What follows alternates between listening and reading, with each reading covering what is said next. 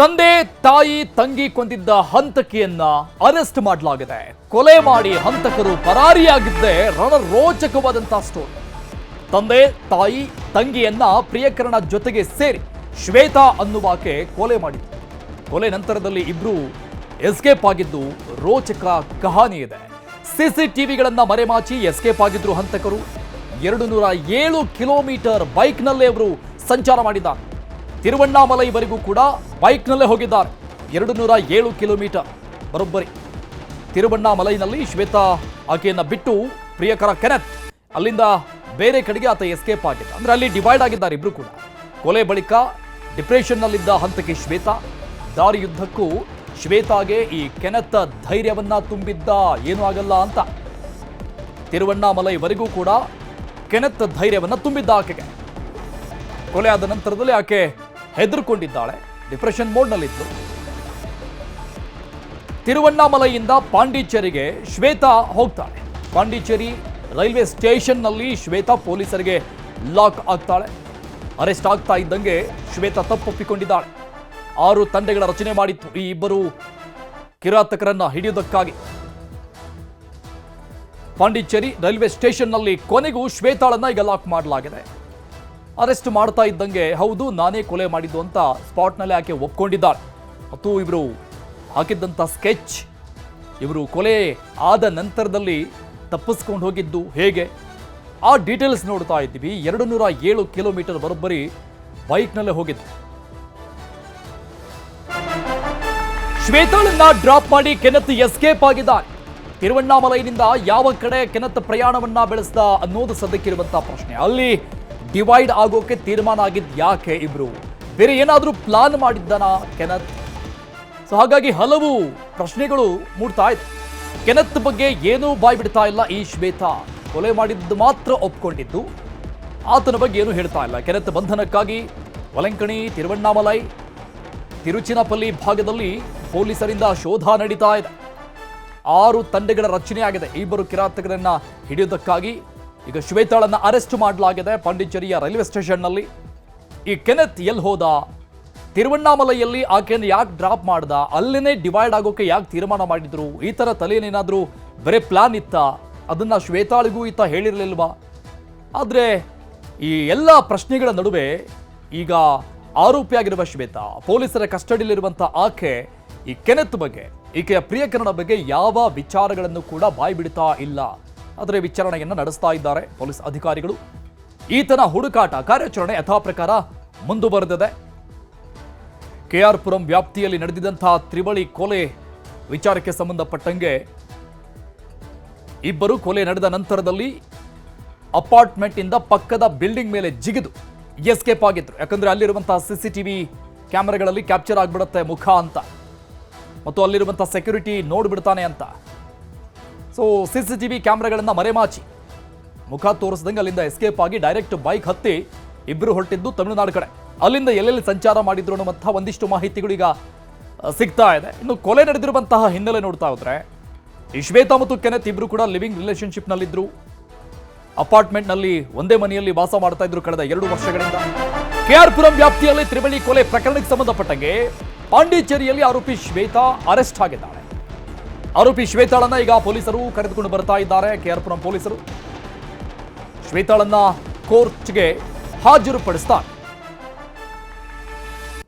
Medical procedure ಆದ ನಂತರದಲ್ಲಿ ಆಕೆಯನ್ನ ಕೋರ್ಟ್ಗೆ ಹಾಜರುಪಡಿಸಲಾಗುತ್ತೆ. KR ಪುರಂ ವ್ಯಾಪ್ತಿಯಲ್ಲಿ ತ್ರಿವಳಿ ಕೊಲೆ ಪ್ರಕರಣಕ್ಕೆ ಸಂಬಂಧಪಟ್ಟಂಗೆ ಕೊಲೆಯ ಪ್ರಮುಖ ಆರೋಪಿ ಶ್ವೇತಾ, ಆಕೆಯನ್ನ ಪಾಂಡಿಚೇರಿಯಲ್ಲಿ ಈಗಾಗಲೇ ಅರೆಸ್ಟ್ ಮಾಡಿಕೊಂಡು KR ಪುರಂ ಪೊಲೀಸರು ಈಗ ಕರೆದುಕೊಂಡು ಬರ್ತಾ ಇದ್ದಾರೆ ಬೆಂಗಳೂರಿಗೆ. ಇಲ್ಲಿ ಕೋರ್ಟ್ಗೆ ಹಾಜರುಪಡಿಸಲಾಗುತ್ತೆ ಮೆಡಿಕಲ್ ಟೆಸ್ಟ್ ಆದ್ಮೇಲೆ. ಇನ್ನು ಮತ್ತೊಬ್ಬ ಆರೋಪಿ ಕೆನೆತ್ಗಾಗಿ ಹುಡುಕಾಟ ಕಾರ್ಯಾಚರಣೆ ಮುಂದುವರಿತಾ ಇದೆ. ಪಕ್ಕ ಪ್ರೀ ಪ್ಲಾನ್ ಮಾಡಿ ಎಸ್ಕೇಪ್ ಆಗಿದ್ದಾನೆ ಈ ಕೆನೆತ್. ಆದ್ರೆ ಈಕೆಯನ್ನ ಮಾತ್ರ ಒಬ್ಬಂಟಿ ಮಾಡಿ ಬಿಟ್ಟು ಹೋಗಿದ್ಯಾಕೆ ಅನ್ನೋ ಪ್ರಶ್ನೆ. ತಿರುವಣ್ಣಾಮಲೈವರೆಗೂ ಈಕೆಗೆ ಬೈಕ್ನಲ್ಲಿ ಹೋಗ್ತಾ ಇದ್ದಾಗ ಹೆದರ್ಕೊಂಡಿದ್ಲು, ಡಿಪ್ರೆಷನ್ನಲ್ಲಿದ್ಲು. ಆಕೆಗೆ ಧೈರ್ಯ ತುಂಬಿದಂಥ ಈ ಕೆನೆತ್ ತಿರುವಣ್ಣಾಮಲೈಯಲ್ಲಿ ಮಾತ್ರ ಆಕೆನ ಒಬ್ಬಂಟಿ ಮಾಡಿ ಬಿಟ್ಟು ಹೋಗಿದ್ಯಾಕೆ?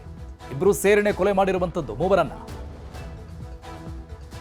ಡೀಟೇಲ್ಸ್ ಕೊಡ್ತಾರೆ ನಮ್ಮ ಪ್ರತಿನಿಧಿ ಮಂಜುನಾಥ್ ಲೈವ್ ನಲ್ಲಿ ಜಾಯ್ನ್ ಆಗ್ತಾ ಇದ್ದಾರೆ. ಮಂಜುನಾಥ್, ತ್ರಿವಳಿ ಮರ್ಡರ್ ವಿಚಾರ ಅದಾದ ನಂತರದಲ್ಲಿ ಈಕೆಯನ್ನ ವಿಚಾರಣೆ ಮಾಡಿದಾಗ ಪೊಲೀಸರ ಮುಖಾಂತರವಾಗಿ ತಿಳಿದು ಬರ್ತಾ ಇರುವಂತಹ ಮಾಹಿತಿ ಬಹಳ ರೋಚಕವಾಗಿದೆ. ಸಿನಿಮಾ ಸ್ಟೈಲ್ ನ ರೀತಿಯಲ್ಲಿ ಇವರು ಮರ್ಡರ್ ಮಾಡಿ ಎಸ್ಕೇಪ್ ಆಗಿರುವಂತದ್ದು. ಬಟ್ ಪ್ರಶ್ನೆ ಇರೋದು, ಆತ ಎಲ್ಲಿ ಹೋದ, ಈಕೆಯನ್ನ ಒಬ್ಬಂಟಿ ಯಾಕೆ ಮಾಡ್ದ ಅನ್ನುವಂಥದ್ದು.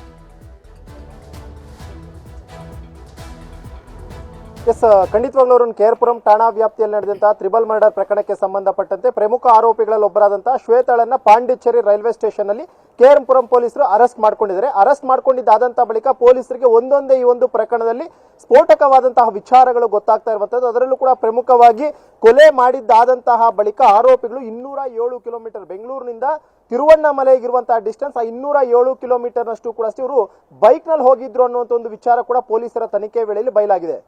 ಪೊಲೀಸರು ಏನಕ್ಕೆ ಬೈಕಲ್ಲಿ ಹೋದ್ರಿ ಅನ್ನಂತಹ ವೇಳೆಯಲ್ಲಿ ಸಂಪೂರ್ಣವಾಗಿ ತನ್ನ ತಾಯಿ, ತಂದೆ ಮತ್ತು ತಂಗಿಯನ್ನ ಕೊಲೆ ಮಾಡಿದ್ದಂತಹ ಬಳಿಕ ಸಂಪೂರ್ಣ ಡಿಪ್ರೆಷನ್ ನಲ್ಲಿದ್ಲು.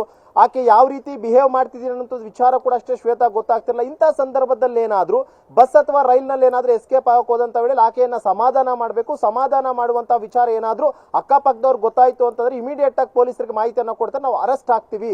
ಈ ಒಂದು ಕಾರಣಕ್ಕೋಸ್ಕರ ಆಕೆಯನಿಗೆ ಧೈರ್ಯವನ್ನ ಹೇಳಬೇಕು ಅನ್ನೋ ಒಂದು ಕಾರಣಕ್ಕೋಸ್ಕರ ತನ್ನ ಪ್ರಿಯತಮ ಕೆನತ್ ಏನಿದ್ದಾನೆ ಆತ ಬೈಕ್ ನಲ್ಲಿ ಆಕೆಯನ್ನ ಕರ್ಕೊಂಡು ತಿರುವಣ್ಣಾಮಲೆಯವರೆಗೂ ಕೂಡ ಹೋಗ್ತಾನೆ.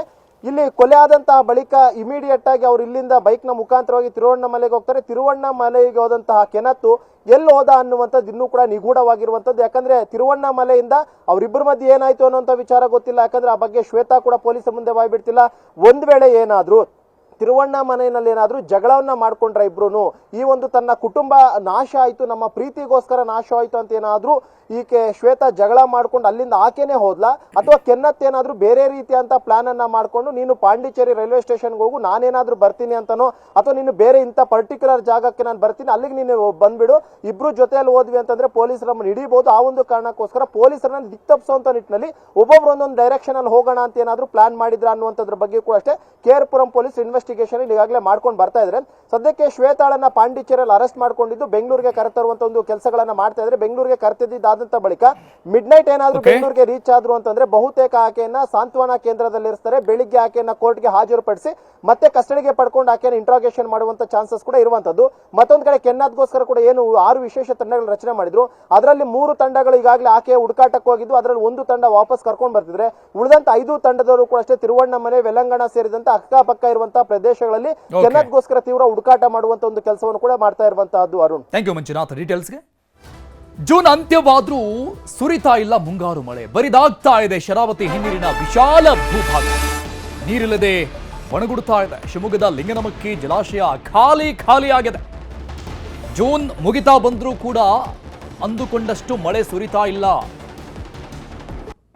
ಒಣಗಿದ ಜೂನ್ ಅಂತ ಈ ಬಾರಿಯ 2026ರ ಜೂನ್ ದಾಖಲೆಯನ್ನು ಬರೆದಿರುವಂತದ್ದು ಒಂದು ಕಡೆ.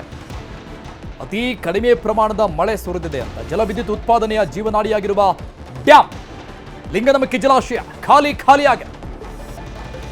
ರೈತರು, ಜನರಿಗೆ ಆತಂಕ ತಲೆದೂರುತ್ತಾ ಇದೆ. ಈ ಹಿನ್ನೆಲೆಯಲ್ಲಿ ಶರಾವತಿ ಹಿನ್ನೀರಿನ ಕೆಂಪು ಮಣ್ಣು, ಕಲ್ಲು ಬಂಡೆ ಗೋಚರವಾಗ್ತಾ ಇದೆ. ಅಂದ್ರೆ ಅಷ್ಟರ ಮಟ್ಟಿಗೆ ನೀರು ಬತ್ತಿ ಹೋಗ್ತಾ ಇರೋದು. ಕಲ್ಲು ಬಂಡೆಗಳು, ಮುಳುಗಿದ್ದಂಥ ಕಲ್ಲು ಬಂಡೆಗಳು ಕಾಣಸಿಗ್ತಾ ಇದ್ದಾವೆ. 151 TMC ನೀರು ಸಂಗ್ರಹ ಸಾಮರ್ಥ್ಯ ಹೊಂದಿದೆ. ಸಾಮಾನ್ಯವಾಗಿ ಮುಂಗಾರು ಉತ್ತಮವಾಗಿದ್ರೆ ಜೋಗ ಜಲಪಾತ ತನ್ನ ಪೂರ್ಣ ವೈಭವದಲ್ಲಿ ಹರಿತಾ ಇತ್ತು, ಧುಮ್ಮಿಕ್ತಾ ಇತ್ತು. ಆದರೆ ಮಳೆ ಕೊರತೆ ಇದೇ ರೀತಿಯಾಗಿ ಮುಂದುವರೆದ್ರೆ ಜೋಗದ ಸೌಂದರ್ಯದ ಮೇಲೂ ಕೂಡ ಸಹಜವಾಗಿ ಇದರ ಪರಿಣಾಮ ಬೀರುತ್ತೆ. ಆ ಸಾಧ್ಯತೆಗಳು ಕೂಡ ದಟ್ಟವಾಗಿದೆ. ಸದ್ಯದ ಸಾಮರ್ಥ್ಯ 14.91 TMC ನೀರು ಮಾತ್ರ ಇದೆ. ಡೀಟೇಲ್ಸ್ ಕೊಡ್ತಾರೆ ನಮ್ಮ ಪ್ರತಿನಿಧಿ ವಿನಯ್ ಸಂಪರ್ಕದಲ್ಲಿದ್ದಾರೆ. ವಿನಯ್, ಜೋಗ ಜಲಪಾತ ಸೇರಿದಂಗೆ ಅನೇಕ ಜಲಾಶಯಗಳ ಯಾವುದೇ ರೀತಿಯಾದಂಥ ಅದಕ್ಕಿದ್ದಂಥ ಸೌಂದರ್ಯವನ್ನು ಕಳೆದುಕೊಳ್ಳುವಂಥ ಪರಿಸ್ಥಿತಿ ನಿರ್ಮಾಣ ಆಗಿರುವಂಥದ್ದು. ಕಾರಣ ಎಲ್ಲಿನೋ ಅಂತ ಈಗಾಗಲೇ ವಿಜ್ಞಾನಿಗಳು ಹೇಳ್ತಾ ಇದ್ದಾರೆ. ಮುಂದಿನ ದಿನಗಳಲ್ಲಿ ಹೀಗೆ ಆದ್ರೆ ಅಂತ ಅರುಣ್, ಏನು ಕರ್ನಾಟಕ ರಾಜ್ಯದ ಅತಿ ದೊಡ್ಡದಾದಂತಹ ಜಲಾಶಯ, ಅದರಲ್ಲೂ ಕೂಡ ರಾಜ್ಯಕ್ಕೆ ಬೆಳಕನ್ನ ನೀಡುತ್ತಿರುವಂತಹ ಏನು ಶರಾವತಿ ಗೆ ಸಂಬಂಧಪಟ್ಟಂತ ಲಿಂಗನಮಕ್ಕಿ ಜಲಾಶಯ ಏನಿದೆ ಅದು ಈಗ ಬರಿದಾಗಿರುವುದು. ಅದರಲ್ಲೂ ಕೂಡ ಇತಿಹಾಸದಲ್ಲಿ ಇಷ್ಟು ಕೆಳಮಟ್ಟಕ್ಕೆ ಇಳಿದಿರೋದು. ಈ ಹಿಂದೆ ಕೂಡ ಏನೋ ಲಿಂಗನಮಕ್ಕಿಯಲ್ಲಿ ಒಂದು ಕಾಮಗಾರಿ ನಡೀತಾ ಇತ್ತು. ಆ ಕಾಮಗಾರಿ ವೇಳೆ ನೀರನ್ನ ಖಾಲಿ ಮಾಡಿದ್ರು. ಅದು ಬಿಟ್ರೆ ಇದೇ ಮೊದಲ ಬಾರಿಗೆ ಇಷ್ಟು ತಳಮಟ್ಟಕ್ಕೆ ನೀರು ಇಳಿದಿರೋದು. ಯಾಕಂದ್ರೆ ಕೇವಲ 9% ಅಷ್ಟು ನೀರು ಮಾತ್ರ ಈಗ ಏನು ಇರೋದು, ಅದು ಕೂಡ ಡೆಡ್ ಸ್ಟೋರೇಜ್ ಆಗಿ ಇದೆ. ಯಾಕಂದ್ರೆ ಈ ಮಳೆಯ ಕೊರತೆಯಿಂದಾಗಿ ಈ ಜೂನ್ ಅಲ್ಲಿ ಬರ್ಬೇಕಾಗಿದ್ದ ಮಳೆ ಏನು ವಾಡಿಕೆ ಮಳೆ ಇತ್ತು, ವಾಡಿಕೆ ಮಳೆಯನ್ನ 50%ಕ್ಕೂ ಕಡಿಮೆ ಆಗಿರೋದ್ರಿಂದ ನೀರು ಈಗ ಸಂಪೂರ್ಣವಾಗಿ ಖಾಲಿಯಾಗಿದೆ. ಅದರಲ್ಲೂ ಕೂಡ ಕಳೆದ ವರ್ಷಕ್ಕೆ ಹೋಲಿಕೆ ಮಾಡಿದ್ರೆ ಏನು ಕಳೆದ ವರ್ಷ 30% ಅಷ್ಟು ಈ ಜೂನ್ನ ವೇಳೆಯಲ್ಲಿ ಈ ಜಲಾಶಯ ತುಂಬಿತ್ತು. ಆದ್ರೆ ಈ ಸರಿ ಕೇವಲ 9% ಅಷ್ಟೇ ನೀರು ಈಗ ಉಳಿದಿರೋದು. ಯಾಕಂದ್ರೆ ಒಳ ಹರಿವು ಕೇವಲ 1000 ಚಿಲ್ಡ್ರೆ ಅಂದ್ರೆ 1700 ಚಿಲ್ಡ್ರೆ ಕ್ಯೂಸೆಕ್ ನೀರು ಬರ್ತಾ ಇರೋದ್ರಿಂದ ನೀರು ಸಾಕಾಗ್ತಿಲ್ಲ. ಯಾಕಂದ್ರೆ ಇದು ಅತಿ ದೊಡ್ಡ 151 TMC ನೀರನ್ನ ಹಿಡಿಯುವಂತ ಸಾಮರ್ಥ್ಯ ಇರುವಂತಹ ಡ್ಯಾಮ್ ಆಗಿದೆ. ಆದ್ರೆ ಈಗ ನೀರು ಇಲ್ಲದೆ ಈಗ ಬರಿದಾಗಿರೋದು. ಅದರಲ್ಲೂ ಕೂಡ ಅಲ್ಲಿದ್ದಂತ ಕೆಳಮಟ್ಟದಲ್ಲಿದ್ದಂತ ಮರಗಳ ಅವಶೇಷಗಳೇನಿದ್ವು ಅವು ಈಗ ಕಾಣಿಸ್ತಾ ಇರೋದು. ಅದರಲ್ಲೂ ಕೂಡ ಏನು ಸಿಗಂದೂರು ಸೇತುವೆ ಏನಿತ್ತು, ಸಿಗಂದೂರು ಸೇತುವೆಯ ಕೆಳದ ಬೇಸ್ಮೆಂಟ್ ಏನಿದೆ ಆ ಬೇಸ್ಮೆಂಟ್ ಕೂಡ ಕಾಣ್ತಾ ಇರೋದು. ಒಟ್ಟಿನಲ್ಲಿ ಈಗ ಒಂದು ರೀತಿಯಲ್ಲಿ ರಾಜ್ಯಕ್ಕೆ ಆತಂಕ ಎದುರಾಗಿದೆ ಅಂತ ಹೇಳ್ಬೋದು. ಏನು ಲಿಂಗನಮಕ್ಕಿ ಜಲಾಶಯದಲ್ಲಿ ಜೋಗದ ಮಹಾತ್ಮ ಗಾಂಧಿ ವಿದ್ಯುತ್ಗಾರದಲ್ಲಿ ವಿದ್ಯುತ್ ಅನ್ನ ಉತ್ಪಾದನೆ ಮಾಡಿ ಏನು ಕರ್ನಾಟಕದ 30ರಷ್ಟು ವಿದ್ಯುತ್ ಅನ್ನ ಇದು ಪೂರೈಕೆ ಮಾಡ್ತಾ ಇತ್ತು. ಆದ್ರೆ ಈಗ ನೀರಿನ ಕೊರತೆಯಿಂದಾಗಿ ಈ ವರ್ಷ ವಿದ್ಯುತ್ಗೂ ಕೂಡ ಕೊರತೆ ಉಂಟಾಗಬಹುದು. ಅದ್ರ ಜೊತೆಗೆ ಒಂದಿಷ್ಟು ಕುಡಿಯೋ ನೀರಿನ ಸಮಸ್ಯೆ ಆಗಿರ್ಬೋದು, ಹಾಗೆ ಏನು ರೈತರಿಗೆ ನೀರಿನ ಸಮಸ್ಯೆ ಎದುರಾಗುವಂತ ಸಾಧ್ಯತೆ ಕೂಡ ಇದೆ. ಹಾಗಾಗಿ ಈಗ ಜನರಲ್ಲೂ ಕೂಡ ಆತಂಕ ಎದುರಾಗಿದೆ.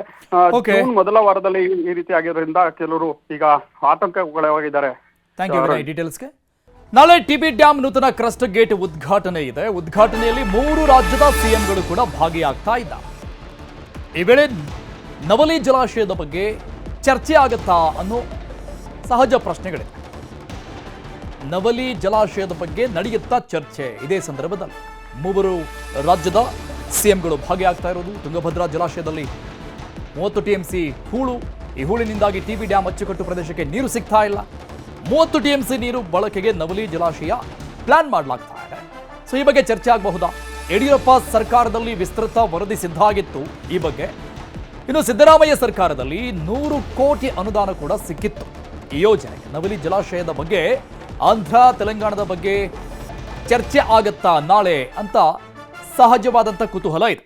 ತುಂಗಭದ್ರಾ ಜಲಾಶಯದಲ್ಲಿ ಒಟ್ಟು 134 TMC ನೀರು ಸಂಗ್ರಹ ಸಾಮರ್ಥ್ಯ ಇದೆ. ಕಳೆದ 75 ವರ್ಷದಲ್ಲಿ 29 TMC ಹೂಳು ತುಂಬಿಕೊಂಡು ಹೋಗಿದೆ. ಈಗಾಗಲೇ ಹೂಳು ತುಂಬಿದಷ್ಟು ಹೆಚ್ಚುವರಿ ನೀರು ಆಂಧ್ರ ಮತ್ತು ತೆಲಂಗಾಣಕ್ಕೆ ಸೇರ್ತಾ ಇದೆ. ಸೊ ಈಗ ಹೆಚ್ಚು ನೀರು ಸಿಗ್ತಾ ಇರುವ ಹಿನ್ನೆಲೆಯಲ್ಲಿ ರಾಜ್ಯ ಪ್ರಸ್ತಾಪಕ್ಕೆ ಆಂಧ್ರ ಮತ್ತು ತೆಲಂಗಾಣ ಸರ್ಕಾರಗಳು ಸಹಕಾರವನ್ನು ಕೊಡ್ತಿಲ್ಲ ಅಂತ ಹೇಳಲಾಗ್ತಾ ಇದೆ. ಸೊ ಹಾಗಾಗಿ ತುಂಗಭದ್ರಾ ಕ್ರಸ್ಟ್ ಗೇಟ್ ಓಪನಿಂಗ್ ಸಮಾರಂಭ ನಾಳೆ ನಡೀತಾ ಇದೆ. 3 ರಾಜ್ಯ ಸಿಎಂಗಳು ಬರ್ತಾ ಇದ್ದಾರೆ. ಈ ವೇಳೆ 3 ರಾಜ್ಯದ ಸಿಎಂಗಳು ಮಾತುಕತೆಯನ್ನ ಮಾಡ್ತಾರಾ ಅನ್ನೋದು ಈಗ ಕುತೂಹಲ ಆಗಿದೆ. ಕುಮಾರ್ ಸಾಹೇಬ್ರ ಹತ್ರ 3 ಜಿಲ್ಲೆ ನಾಯಕರುಗಳು ಮಾತನಾಡಿದ್ದೇವೆ. ಇವತ್ತು ನವಲಿ ಜಲಾಶಯ ಇವತ್ತು ತುಂಬಿಸ್ತಕ್ಕಂಥದ್ದಿರ್ಬೋದು, ಶೀಲ್ಟಪ್ಪನ್ನು ರಿಮೂವ್ ಯಾವ ರೀತಿ ಮಾಡಬೇಕು, ಹೊಸ ತಂತ್ರಜ್ಞಾನವನ್ನು ಉಪಯೋಗಿಸಿ ಅಂತಕ್ಕಂಥದ್ದು, ಮತ್ತು ಈ ಹಿಂದೆ ಸಿಂಗ್ಟಾಲೂರು ಕಡೆ ಇನ್ನೊಂದು ಬ್ಯಾಲೆನ್ಸಿಂಗ್ ರಿಸರ್ವಾಯರನ್ನು ಕಟ್ಟಬೇಕಂತಕ್ಕಂಥ ಚಿಂತನೆ ಕೂಡ 4-5 ಆಪ್ಷನ್ಸ್ ಇದ್ದಾವೆ. ಕೇಂದ್ರ ಸರ್ಕಾರಕ್ಕೆ ಅದನ್ನು ಕೇಂದ್ರ ಸರ್ಕಾರದ ಸಚಿವರು ಇರೋದರಿಂದ ಇದನ್ನು ಏನಾದರೂ ನ್ಯಾಷನಲ್ ಪ್ರೋಗ್ರಾಮ್ ಅಂತೇಳಿ ಘೋಷಣೆ ಮಾಡಿ ಏನಾದರೂ ಡೆವಲಪ್ ಮಾಡಲಿಕ್ಕೆ ಮಾಡ್ಬೋದು. ಆವತ್ತು ಕೂಡ ಸಭೆ ಇದೆ, ಚರ್ಚೆ ಮಾಡ್ತಾರೆ 3 ಜಿಲ್ಲೆ ಮುಖ್ಯಮಂತ್ರಿಗಳು, ಕೇಂದ್ರದ ರಾಜ್ಯದ ನೀರಾವರಿ ಬೃಹತ್ ನೀರಾವರಿ ಸಚಿವರು ಚರ್ಚೆ ಮಾಡಿ ಸೂಕ್ತ ನಿರ್ಧಾರವನ್ನು ತೆಗೆದುಕೊಳ್ತಾರೆ. ಸಮಾನಾಂತರ ನವಿಲೆ ಹತ್ರ ಮಾಡಬೇಕು ಅಂತಿದೆ. ನವಿಲಿ ಆಮೇಲೆ ಅದು ಇದೆ, ಆಮೇಲೆ ಅಥವಾ ನೀರನ್ನು ಡೈವರ್ಟ್ ಮಾಡುವಂಥದ್ದು ಇದೆ. ಅದೇ ಇದೆಲ್ಲ ನಾವು ಮಾಡಬೇಕಾಗಿದ್ರೆ ಒಂದು ನಿಮಿಷ ಇದೆಲ್ಲ ಆಗಬೇಕಾಗಿದ್ರೆ 2 ರಾಜ್ಯಗಳ ಮುಖ್ಯಮಂತ್ರಿಗಳು ಅವರು ಕೂಡ ಒಪ್ಕೋಬೇಕು. ಇದನ್ನು ಒಂದು ಕೂತು ಮಾತಾಡಿದ್ರೆ ಮಾತ್ರ ಇದು ಸಾಧ್ಯ. ನಮ್ಮ ಮುಖ್ಯಮಂತ್ರಿಗಳು ಜಲಸಂಪನ್ಮೂಲ ಸಚಿವರು ಕೇಂದ್ರದವ್ರಿಗೆ ಹೇಳಿ ನಾವು ಅವರು ಎಲ್ಲ ಒಟ್ಟಾಗಿ ಕೂತ್ಕೊಂಡು ಅದು ಅಮಿಕಬಲ್ ಆಗಿ ಯಾರಿಗೂ ಅನ್ಯಾಯ ಆಗದ ರೀತಿ ಮಾಡೋಣ ಅಂತ. 30 TMC ಹೂಳು ತುಂಬಿಕೊಂಡಿರ್ತಕ್ಕಂಥ ತುಂಗಭದ್ರಾ ಡ್ಯಾಮ್ ಇದರಲ್ಲಿ ಅದನ್ನು 80 TMC ನಿಲ್ಲಿಸಿಬಿಟ್ಟು 130 TMC ನೀರಿಗಾಗಲೇ ಆಂಧ್ರಕ್ಕೆ ಕೊಟ್ಟರು. ಅವ್ರಿಗೆ ಅದೇ ಬೇಕಾಗಿರೋದು ಆಂಧ್ರದವ್ರಿಗೆ. ಇದನ್ನು ಮುಂದುವರಿಸಬಾರ್ದು ಅನ್ನೋ ಸಲುವಾಗಿಯೇ ಅವರು ಆ ನವಲಿ ಜಲಾಶಯನ ಇಂಪ್ಲಿಮೆಂಟ್ ಮಾಡದೇ ಇರೋಕ್ಕಾರ ರಾಜ್ಯ ಸರ್ಕಾರ ಮಾಡಬೇಕು, ಹಿತಾಸಕ್ತಿ ತೋರಿಸ್ಬೇಕು. ನವಲಿ ಜಲಾಶಯ ಈಗ ಇಷ್ಟು TMC 130 TMC ಬಿಡೋ ಬದಲು ಕೊಳೆಯ ಮೂಲಕಗಳೆಲ್ಲ ರೆಡಿಯಾಗಿದೆ. ಒಬ್ಬ ರೈತ ಕಷ್ಟ ತೋಡ್ಕೊಂಡಿದ್ದಾನೆ. ಇವತ್ತು ಯಾಕೆ ಕೆರೆ ತುಂಬಿಸಕ್ಕಂತ ಯೋಜನೆ ಮಾಡಲಿಲ್ಲ? ಮಾಡ್ಬೋದಾಗಿತ್ತಲ್ಲ. ಅಲ್ಲಿ ಕಣ್ಣೋರ್ಸ ನೀತಿ. ಇವರು ಬೇರೆ ರಾಜ್ಯ ಸರ್ಕಾರದ ಹಿತಾಸಕ್ತಿ ಅಂತ ಹೇಳ್ತೀನಿ ನಾನು. ಯಾಕೆ ಮಾಡಬಾರ್ದು? ಅವ್ರದ್ದೇ ಸರ್ಕಾರ ಇದೆ.